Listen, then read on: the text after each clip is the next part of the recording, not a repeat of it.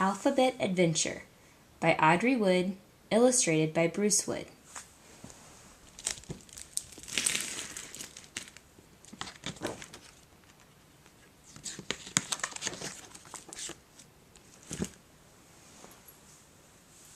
The little letters from Charlie's alphabet had worked hard all summer long, learning how to be a good team. At last their teacher, capital T, was taking them away from Alphabet Island to their first day of school. They could hardly wait.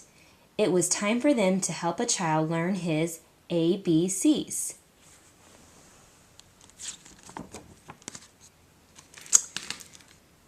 But as they were marching over a bridge, the little I tripped on a bump. "Help!" she cried, tumbling into the water below.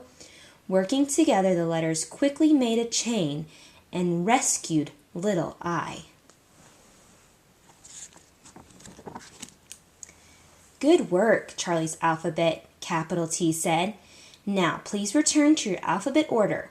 The little letters were so excited that they forgot their correct places. Some didn't face front or stand straight, and others turned upside down. "Try again," capital T exclaimed, "and this time call out your names." A, B, C, D, E, F, G, H, I, J, K, L, M, N, O, P, Q, R, S, T, U, V, W, X, Y, Z. They called out their names in perfect order. But something was wrong with one of the letters. What could it be?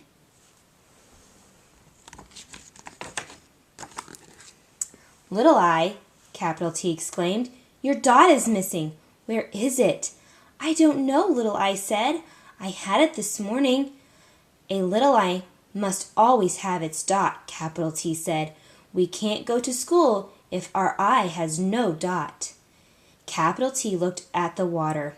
When little I fell in, her dot must have popped off and floated away. "Hurry, school begins soon. We must find her dot or we'll be late." Charlie's alphabet found a boat and hopped in. They traveled through the canals of the island searching for the dot, but they didn't see it anywhere. At last they came to a place where the capital letters were having a big party. "Maybe my dot is at the party," little I said. The little letters searched high and low, but they still couldn't find the dot. "I'm sorry," capital T said. "I'm afraid little I's dot is lost forever." Each letter had worked so hard to make Charlie's alphabet perfect. Now no one would be going to school. All the little letters burst into tears. Capital I stopped by to see what was the matter. "Maybe I can help," he said. "Dots love to hide, and they're difficult to find. But I have a plan." Capital I whispered his plan to the little letters. All of the letters except little I raced down the streets of Alphabet Island, searching for what they needed to make the plan work. Before long, they returned with the things they had found and lined up in alphabet order. Capital I spoke loudly. "Because we cannot find little I's dot, she must choose one of these things to put in its place." Little I scooted down to little S and tried on a star. "Ouch!" she cried. "The points on this star are too prickly." She hopped over to little H and tried on a heart. "This heart is too heavy," she said. "It makes me crumple." She bounced back to little B and tried on a bug. "I can't wear this," she said with a giggle. "It's too wiggly." Then she noticed little C. "I think that bright red cherry looks perfect," she said. "It's much nicer than my dot ever was. I don't care if my silly dot stays on Alphabet Island forever." Little I was about to put on the cherry when a teeny tiny weeny whiny voice cried out, "I'm not silly! You can't leave me behind!" With that, Little Eye's dot popped out of its hiding place and jumped into its proper spot. "Your dot wasn't lost at all," Capital I told them. "It was just following you around, playing hide and seek." Now that they were a complete alphabet again, all the letters hurried to get to school on time.